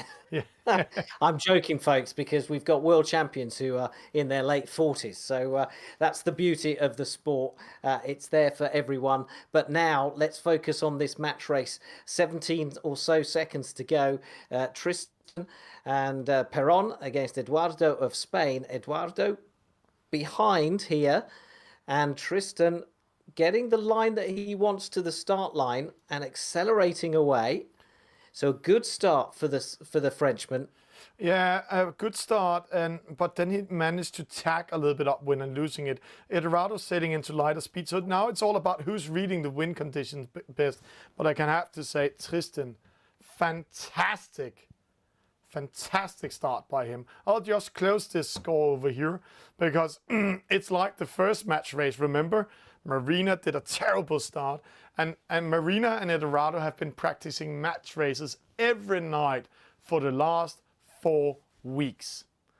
He said that in the interview when I had him early on, and so I know he knows how to come back in this race. So maybe it's a tactic to stay a little bit far behind Tristan and wait for Tristan to do some maneuvering. Well, I'm not sure that tactic's a good idea against a sailor of the experience of Tristan Perron, but we'll see, and we don't know what the wind's going to do either. That might help them out. Interestingly, Eduardo was heading off to the left-hand side. Had he stayed there, he'd have got much stronger breeze, as it turns out, than Tristan over here in the centre of the course. So 3-2 to France. But Alec, I also have to say, if he had head off to the opposite side, he's doing it now, then he might also be in a trouble where Tristan could sail away, because it's all about these 3 wind zones. You can see the windsocks up there. There's 3 wind zones in total, and the wind is acting like 3 wind zones. So if he got into the wrong wind zone and the wind was going against him, as it's actually doing in the left-hand side now, then he will sail a much longer distance than Tristan, even if there's a higher wind pressure. So he needs to stay on Tristan in this case. Tristan tacking in. This is very important, and there's 50 meters in between them. So Eduardo is very close of losing the race already now. But let's see if the youngster has a chance to come back. 4.2 knots. Upwind, 4.3. So they're closely matched for speed. Tristan with a good line into that top mark. Yeah, and it's nice and slow. And Alec, while they're taking this nice and slow, can you see we're on the beautiful waters of Trieste, the home of Barcolana. I know we don't have the Italians with us here right now, but that's a very fine event where these 2 youngsters might look into to come into. But right now, it looks very good for Trieste. Not Trieste, from Tristan in the lead. It looks good for Tristan in Trieste. Yes, Trieste, I should say, in the northeast of Italy. And, well, that's another great eSailing competition as well, isn't it? The Barcolana competition. We love covering that. But right now, the Tristan Perron, who you might remember used to have a gaming name of Azer, is coming up to the top mark, and he is well clear. And it's going to be a very difficult ask to get back into this for the Spaniard. Yeah, it's all about meters, Alec. Remember, the wind shadow is 38 meters big, and there needs to be 54 meters in between them if we're measuring the measurement. Well, there might just be enough. Oh, okay, 65 meters between but let's see. The wind is disappearing for Tristan, so he's not speeding up. He's not speeding away. But let's see. No, yeah, Tristan is outside of wind shadow. So right now, Eduardo only have 1 chance. Tristan has been doing a textbook upwind leg. So it's almost over. But if Tristan does a mistake, reads the wind wrong, Eduardo does something good, then he's back in the race, or small penalty. But right now, as you see, he's out of range. He cannot use the wind shadow to capture Tristan. So great race by Azir in this case. It's looks like it's going to be a procession to the finish line now for the young Tristan Perron. And we saw him really come to the fore within eSailing in 2019 at the eSailing World Championships in Bermuda. And last year, of course, in 2020, we covered the event remotely, and we're going to be doing that again next weekend. But what a grand final that was in Bermuda, Thomas. Yeah. It was great to have everyone face to face on stage. It adds to the pressure. You remember how nervous some of the players got. They get nervous now, but it's a whole different ballgame when you're sitting in your living room, in your home surroundings that you know and are comfortable with, to suddenly having to be on stage in front of hundreds of people. It's a very different proposition. But Alex, still feel this pressure. Eldorado, a youngster that really really doing a great job. He's 58 meters behind right now. Let's just keep the numbers from, and he needs to capture 8 meters to come back in this race in the upwind leg. But what a pressure he's sitting with. He's a youngster, normally not performing in a top level in sport, but here in esports, suddenly he can perform against top e-sailers like Jon Cardona. He's on his own team, but couldn't play tonight. Bronze medal winner at the Olympics. But just here, Tristan, he knows this pressure. He's used to it, where this is the really first pressure for Eldorado. So interesting how he's handling this. He might be very nervous. Are you not surprised that the Spanish have chosen such a young, inexperienced player to represent them in this match race when they've got, on their roster, they've got players that have been at the highest level. They've been World Championship finalists. They've been Nations Cup finalists, who are sitting at home watching this now. Yeah, but see, Eldorado is actually winning meters. He just won 10 meters, Alec. So this game is not over yet. I'll just close this one to make it very interesting when we're rounding the mark. He's actually getting closer to Tristan, so he might capture him. So this is not over yet. But, yes, they have Cruisulator. He was the big guy winning match racing last eSailing Nations Cup. And he lost on the finish line. Remember to Deja Vu with 1 pixel last year? That famous race. And he's very routined. Then they have Jon Cardona that couldn't play tonight. They have Ramon, who's playing in a high level. But the reason why I think they've been choosing this young lad, and I have to say young lad, Eldorado, it's because he's really focused. He's practicing almost 1 hour a day. He knows this game in and out and playing in a very high level. But meeting Tristan Perron, that is back in the game after 1 year of break, just showing how strong he is after being out of the game for a year, qualifying to the World Championship in his first event, winning this match race and playing like a very routine player in the Nations Cup. Amazing job by him. It was interesting to hear Tristan's interview as well during one of our breaks between races, because he was talking about it being a real team effort. But he also said, quite honestly, hey, I'm having like the best form this year. And he was instrumental, wasn't he, in beating Japan almost single-handedly in the Nations Cup to help France progress through to the semi-final. Yeah, and here we can see it's game over. Eldorado. Tristan doing very textbook race. Great race by him. If there's no disconnection, France will get this 4th point. So that's really going in. But I have to say, yes, according to us and the analytics we did after the Japanese game, Tristan, in 2 races, he made 8 penalties on the Japanese, taking out the Japanese e-sailers in 3 versus 3 F50 single-handle. And I have to say, the Japanese, they were not playing bad. But France just had 2 players and a team that really played in a high level. But this guy in the lead, Tristan Perron, I have to say, amazing to see him back in form and shape. But still, this young lad, Eldorado, we will see him in the future.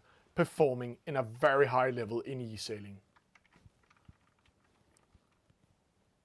Well, this has been a textbook race from Tristan Perron, or Azer, as his gaming name used to be. Look at that, 150 meters advantage as he comes up to the finish line. And there wasn't anything Eduardo did particularly wrong. It's just he was beaten off that start line. And once Tristan gets ahead, he's very difficult to catch, especially in a star boat. Yeah, and he knows the game, Alec. He can read the wind better than us. So that's fantastic. So we're now going to kind of crank up the speed because we move into the J70, then the F50, and then the Nacra. So it's full steam ahead after this race.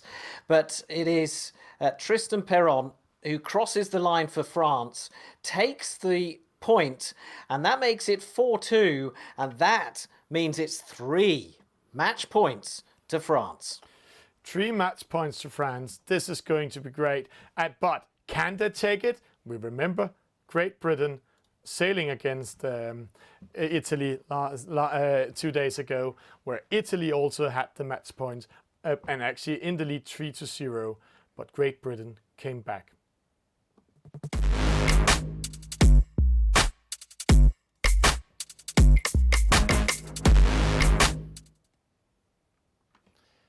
Almost 30 seconds between them, I see, between first and second. So a really significant victory for France. The big question now, of course, is how are Spain gonna race this? And I'd love to know as well.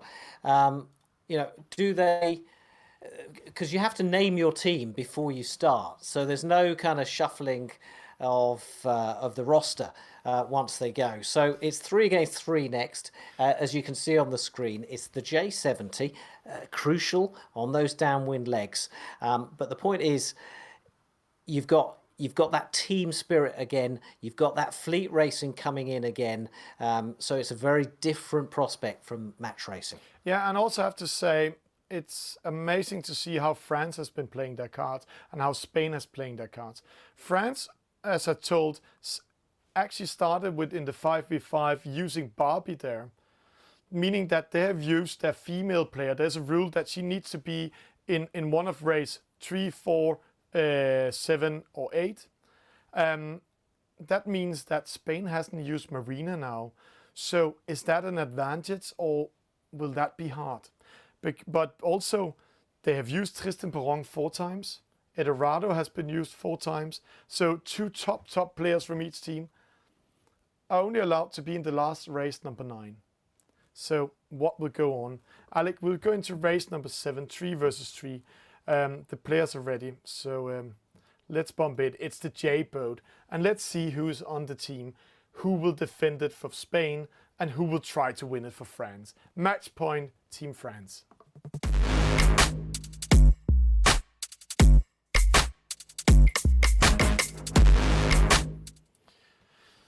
And Alec. There is the answer. Yeah. It's Rausenlag and Marina in action for Spain.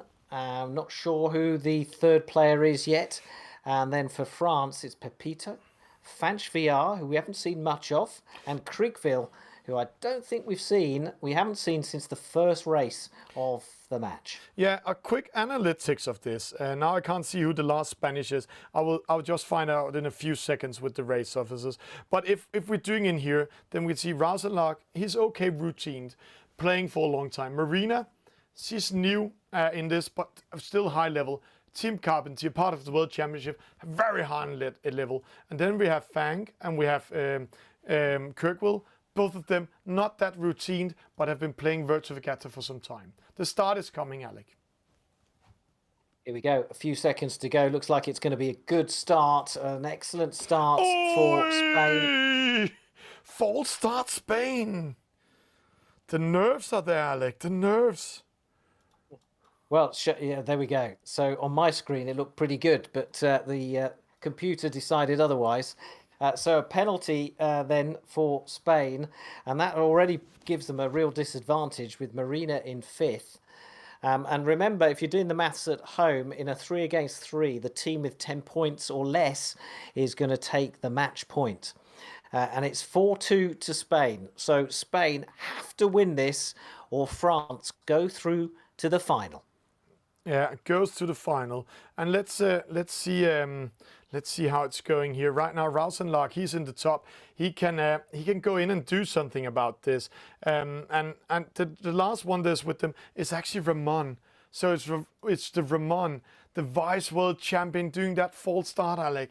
So the nerves are in there. He might feel the same, and I saw Ramon, he might feel the same pressure as the medal race in the World Championship, where he was in the lead and just had to stay in top 5 and ending up 6, and Jon Cardona winning that one and then winning with 1 point in the final. So there's a lot of nerves, a lot of adrenaline in here. So who will go into the grand final? Will France take it in this race, or will Spain defend it? It's very open. 10 points or less, and you are the winning team. There's a lot of dark water over on the right-hand side of the course, but it doesn't seem to be. They don't seem to be picking up on that extra strong wind at the moment, and it's clearing actually as they head up to the top mark. So it's fairly square across the track right now, with Crickville out in front, but very little in it between second and third and fourth.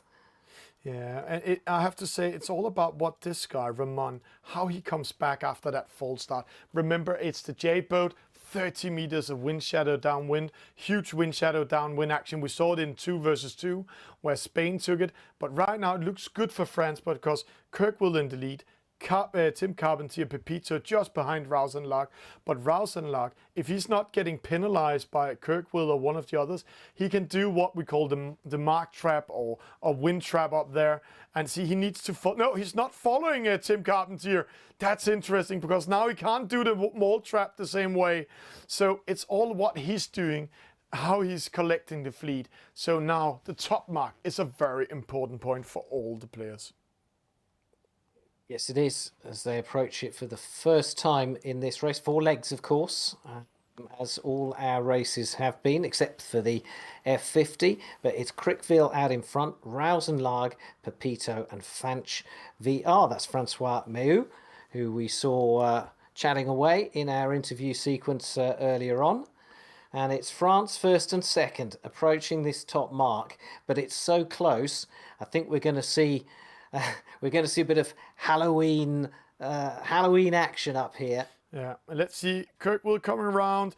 Oh, Rausenlag slowing down. Why? It's because Pepito gets ready, but he times it. Penalty, Pepito. Rausenlag opened up that race, but he still keeps Fank on the outside, meaning that he's not under pressure. And here we just see how much pressure there's on. So now it's all open. Let Kirkwell sail away. I'm pretty sure the Spanish are saying that, because Marina, Ramon, they are ready to go up and support Rausenlag. Next mark coming out. He's speeding up with the spinning up, but placing him. So, see, now he's slowing down. See, there you can see it, Alec, again. Yeah, so he's slowing down to try, basically to block off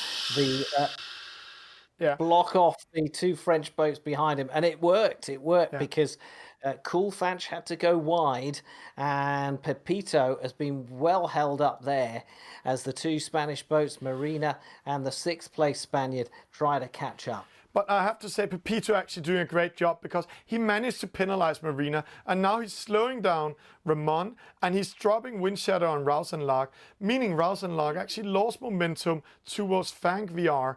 And if he's not capturing Fank VR, then it's, I have to say, goodbye Spain, and France will win this race, because the first and second, then you're sure of winning a 3 versus 3. But see here, they're just touching each other with wind shadow. They're just inside 0.5. So it's on the small pixels, Alec. It's just on the last meters that Spain is still alive. Now, we've talked about tactics in this sort of fleet and team racing. Well, Crickville and Fanch VR now are just going to be concentrating on getting away. They're not worried about Pepito at the back because they know that if they finish first and second, then France are going to get the point. And not only will they win the point, they'll win the match and they're going through to the grand final. But the big question then is, can the hugely experienced Spanish player Rausenlag now hunt down the 20 meters between him and Fanch VR? Yeah, and I have to say, luckily for Spain, it's not Tim Carpentier Pepito this year. It's Fanch VR, so it's one of the new players on the team. And I know he's really looking forward to it, doing a lot of practice. We saw him in the interview, but at the same time, he's caught in a little bit twilight zone because he's a very good friend with a lot of these sailors from Spain because he's fluent in Spanish. So he knows his teammates, he's been playing with them, but he also says, hey, I'm a little bit nervous. I'm the new guy, and now the new guy needs to defend this one against a good friend, Rausenlag. Rausenlag is the distance between them has been really close, so it's going to come down, I think, to the downwind leg, to whether Rausenlag can use that wind shadow, can maybe get a penalty on Fanch VR, but then Spain still, that boat at the back needs to try and get ahead of Pepito. Yeah, Pepito doing a great job. It's 8 points right now to France, and if Rausenlag is winning, then it's 9 points to France. This means that Raul, Ramon and Marina both need to win over Pepito. So the first battle they need to win, Spain, is this one up here. The second battle is Tim Carpentier Pepito down here. So it's not easy what they're going to do, but it's going to be fun what we're going to watch, because it's going to be fun. It's going to be intriguing to see what tactics we have. But I think the French are in a really good position strategically to take this victory. But also, see, interesting tactics. The French knows that Fanch, he's the hard guy. He's the new guy. So Kirkwell, he takes over, goes up, slows down, going close to Rausenlag, and make Fanch VR sailing away. So they knew this, and this is tactics at the high level. Let the new guy have some calm. Don't take the nerves. I will take the responsibility here, Kirkwell is saying. So it's him going in and doing it, Alec. See, he's slowing down. He's just waiting for Rausenlag, but also because of this slowdown, they will all approach at the top mark almost at the same time. Let's see. Fanch VR. Nice turn, calm turn. Kirkwell coming in, Rausenlag with him. This is the first battle we're going to watch. Then we're watching the other battles afterwards. Well, they're all... Oh, early spinning a launch. Rausenlag is slow. 2 seconds, Alec. And there we go. It's not over yet. Yes, we're all only talking, Alec. Yeah, no, they're all communicating on in chat rooms and so on. So they know exactly what their tactics are, and they can change the tactics as they race. And so far, the French tactics have been fantastic.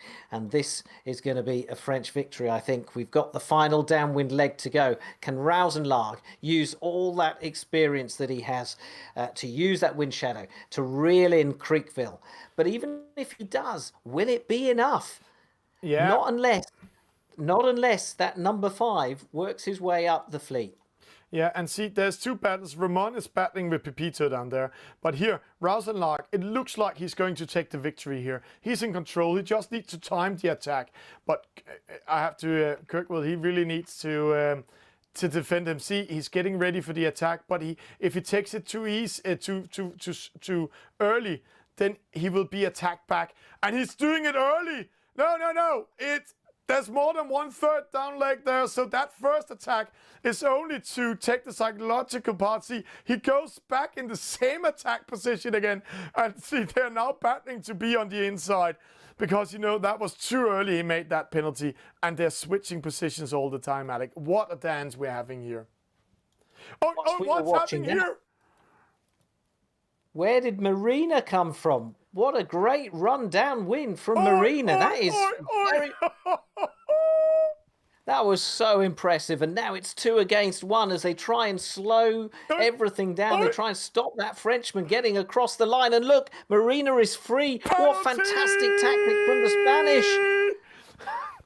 They this is a battle for the last points. So the Spanish did everything. Marina sneak away. So it's Ramon versus Pepito. The winner of this one is winning the race. 5 points to both teams at the moment. No. Oh, I thought we just had a disconnection. Did we have one? No, we didn't. It's not over yet, but it's Ramon. He needs to sneak in. It's on the finish line. Pepito takes I it. think Pepito has done it. Pepito has crossed the line to take the 10 points for France and give them victory overall and send them through to the final. I had to say, Spain did everything here. Marina came around while they were battling. They focused on the wrong thing. But Pepito, wow, winning over Ramon. That was the battle doing it. So, Alec, this means 5 points to France, 2 points to Spain. So we have the new finalist, but don't worry all of you, we're going to have some more races played tonight.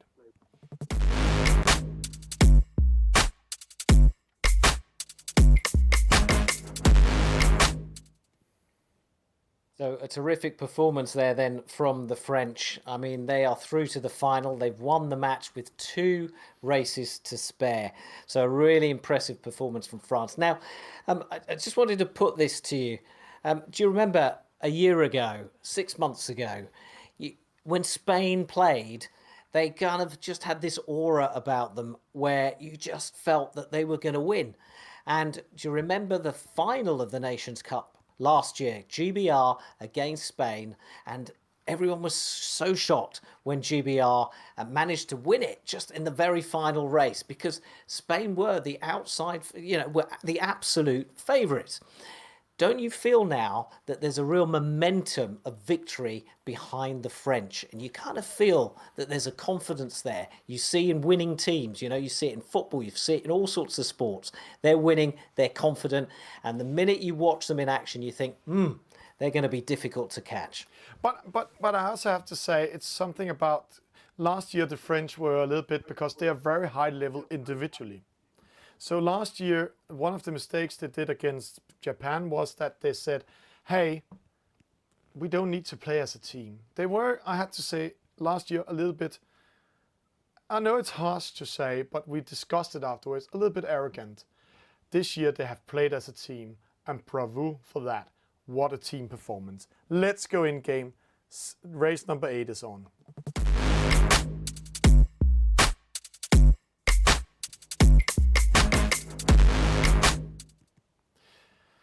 EF50, Alec, 2 versus 2.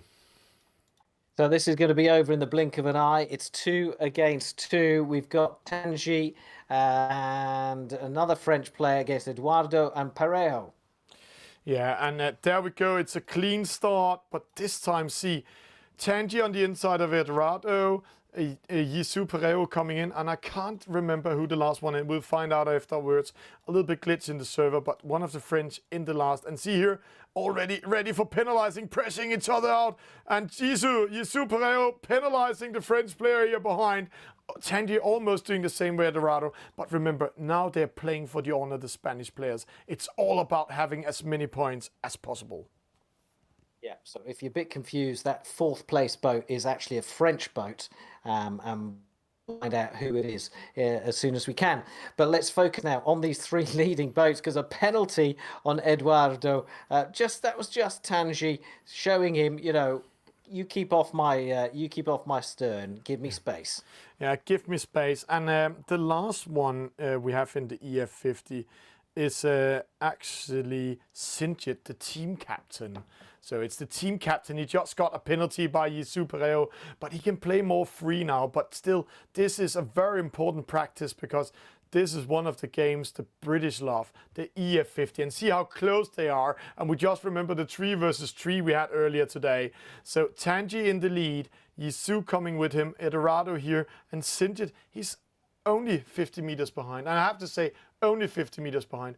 A slightly mistake, then he's up and touching the other boats. Slightly slower race this than we saw earlier on in the competition. Great move by Tanji. Penalty to Eldorado. Yeah, it's slower. It's because there's a lower wind pressure in this race than the opposite race. So the boats cannot speed up in the same level. I think we are around 18 knots of speed. So it's much more tactical. And see Tanji slowing down, making Eldorado needs to slow down because else he will touch Tanji and get a penalty. And Yisu, he's under trouble by Sinjit. See there, they're going to time it. A small trap coming in.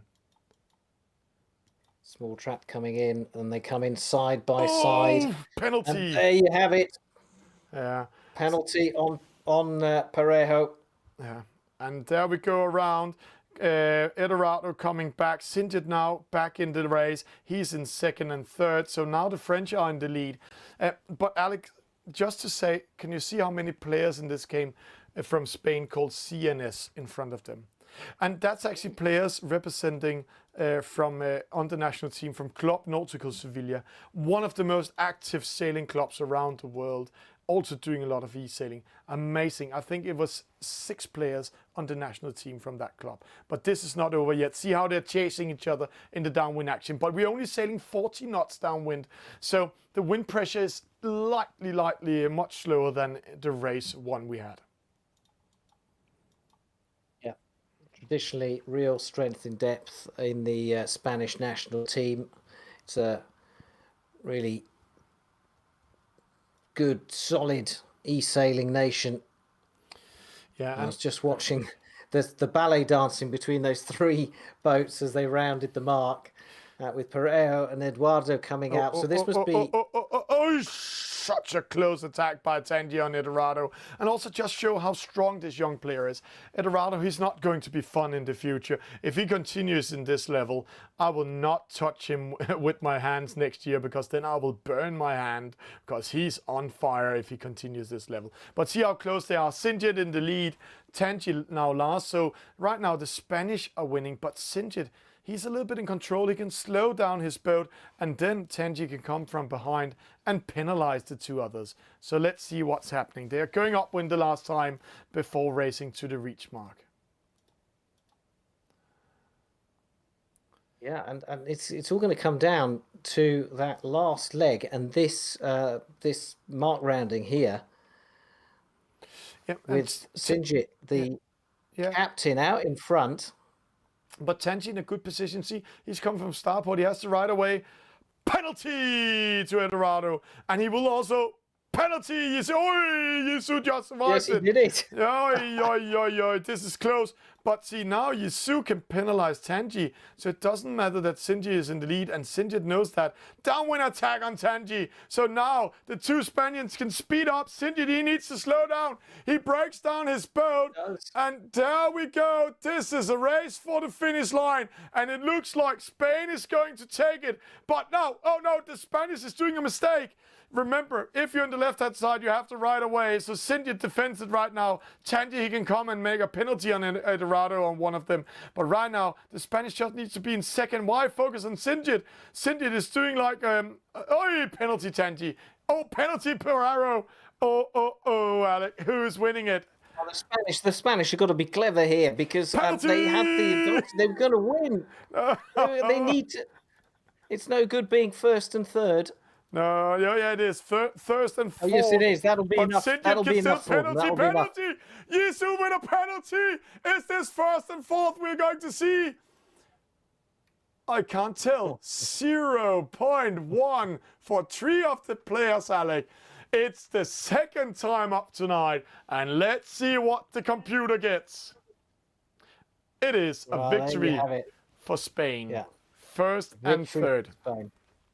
Even if there's 3 Spanish flags, but great performance by all of them, giving Spain 3 points against the French team with 5 points. And let's get ready for the last race of tonight, race number 9, the NACRA 10 versus 10.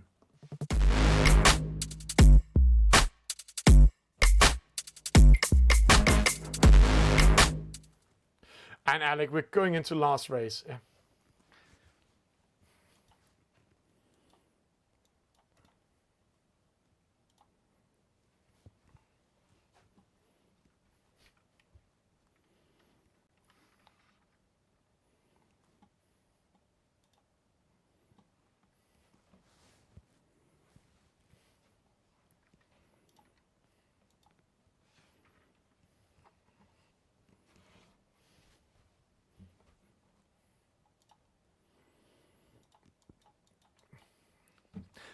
again, Team France needs to use this last race as a really good practice example, because this was the race Team Britain won over Italy with very few points in the other semi-finals. So the chance that we're going into the last race as a decider in the grand final is huge. So what will Team France do in this race? But Alec, it's going to be very, very good. And we're just getting confirmation out there that they didn't hear everything you said because there was a small glitch. So as Alex said, just to say to all you fans out there, he said, this is a very important race for France, but it's for the honor for Spain. So let's see who is winning this one. Let's go into the last race of tonight.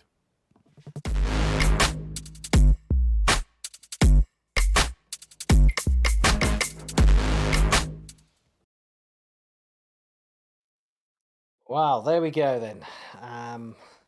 Look at that long list of players down the left-hand side. Everyone's involved. It's going to be great fun. It's going to be fast. It's going to be furious. It's the NACRA, so it's the multi-hull, and it's, well, at Olympic level, at the Olympic Games, it's the fastest and only foiling boat on the Olympic program. And we're just waiting for one more player to join, and then we can hit the start button and the clock will start to count them down. But Alec, again, and really, yeah. I think from experience, tactically here, it's a kind of free-for-all really, because there are so many players and it is so busy that it's just about trying to be as far up the field as possible. Yeah, as far up the field as possible. And when we are watching it here, Alec, tonight, the result yet again is not telling the true story. It's telling who won in the last frames, the last pixels. But the result overall, I know France has been winning, but this could turn out to both sides tonight, because it has been so fantastic close, this regatta. So it has, and the French have been really impressive. They've got a winning momentum behind them that you just feel might carry them through that final against Great Britain. We shall see. But now that the British have seen who they're meeting in the final, they'll be able to discuss tactics and work out a strategy according to the French players that they're going to face, and they'll start to decide who is going to race which race and in which boat. And it'll be interesting to see when we go live next weekend or next Friday who is racing in which boat. Here we go then, 45 seconds, and then it is the final race of this semi-final of the Nations Cup 2021. Yeah, it's the final race, and congratulations to France qualifying into the grand final against Great Britain. And they don't need to take this last race nice and slow. This is their only chance to practice in a high level how to beat Great Britain in race number 9 in the 10 versus 10 NACRA. Spain, they are battling for the honor. They want that point, so it's getting into 4-5. But let's see, start coming up. 10 seconds, Alec. See how many players crossing the starting line before time, doing what we call a penalty start. A small advantage to get out of it if they time it well. But some of them not timing it well. Barbie is one of them. And also Ramon and Cruiselator and Tristan Perron. Full start, four players in total. All those red exclamation marks showing all those penalties. And if you think there were a lot at the start, wait until they get up to the top mark and it'll be bedlam on Halloween night. So here we go, 25 seconds into the race, and everyone bunched up in the middle of the course. That's where the strongest breeze is. Yeah, and this is... Valentin Lisa leading the French charge. Yeah, and a downwind attack on Yavino.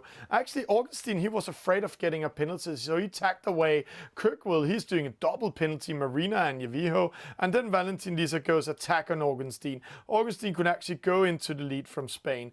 But right now, it actually looks good for Spain in this race.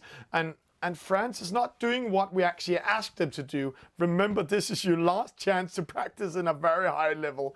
Because of those false starts they did, they took a huge chance doing these penalty starts, and that was very costly. But it's not over yet. We saw Team France in the 49er doing what we called a wall block, a mark trap up here. So let's see what they're doing yet again here. Tristan, he's on the hunt, but he's behind. Penalty to Crucilator made by Tristan. He's just attacking and attacking everything he can behind. No pattern to the fleet at the moment. I can't see a pattern of strategy coming out. I think it really is just a free-for-all here. It's the last match. Spain just playing for pride. 5-3 so far. And only the one penalty so far amongst the leading pack. Oh, three penalties here now for France at the same time. Not as chaotic as I was expecting.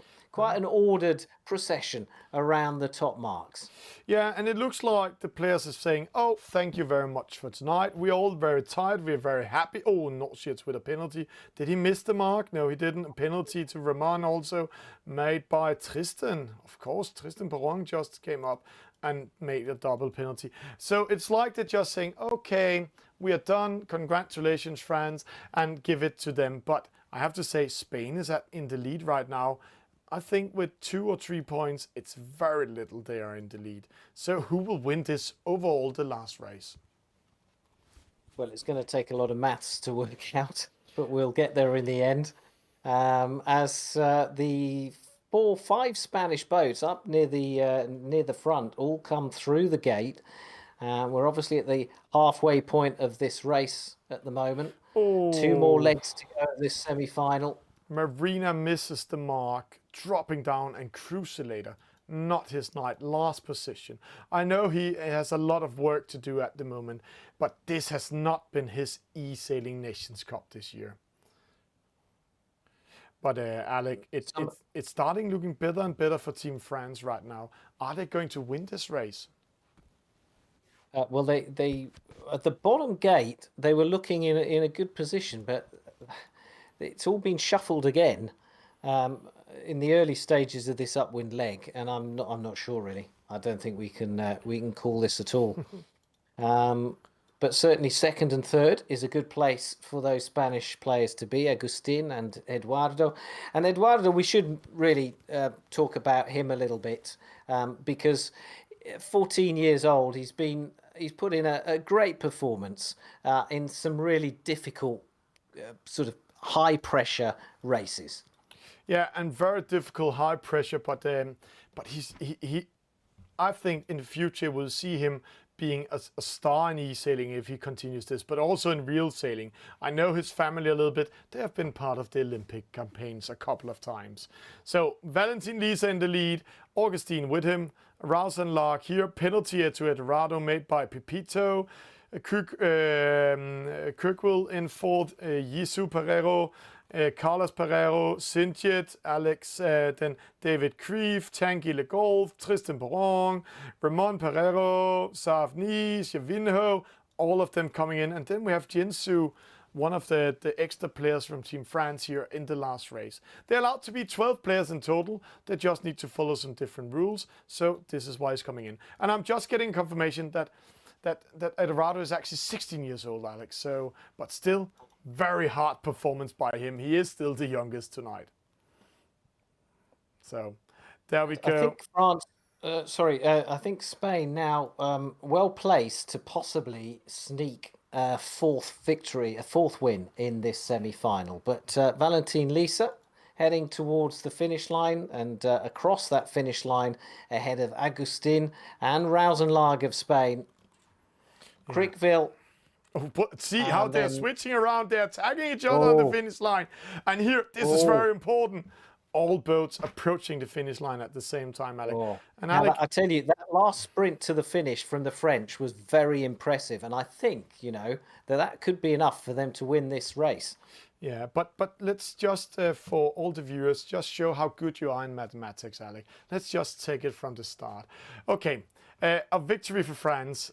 Fourth place, that's 5th, that's 10, that's 16, that's 24, 34, that's 45, 55, 57, that's 60, 17, 85 points for France. So France is winning 85. And then you're doing the mathematics, Alec. There's 210 points in total against Spain. So a good comeback by the French team here in the last race, making them win the regatta overall 6-3.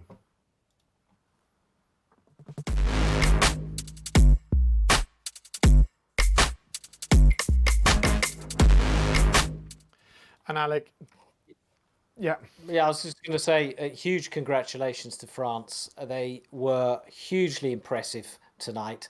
A really good team performance, not individual, lots of individual performances, obviously, but they were part of a really good team performance, good strategies, good tactics. Very impressive. And I think Great Britain, who will meet them in the final at the end of next week, will be a little bit worried tonight. They need to be a little bit worried because this performance by the whole team of France is just showing they want to win the eSailing Nations Cup next Saturday, same time, 2000 hours UTC, 9 in the evening, 2100 hours Central European time.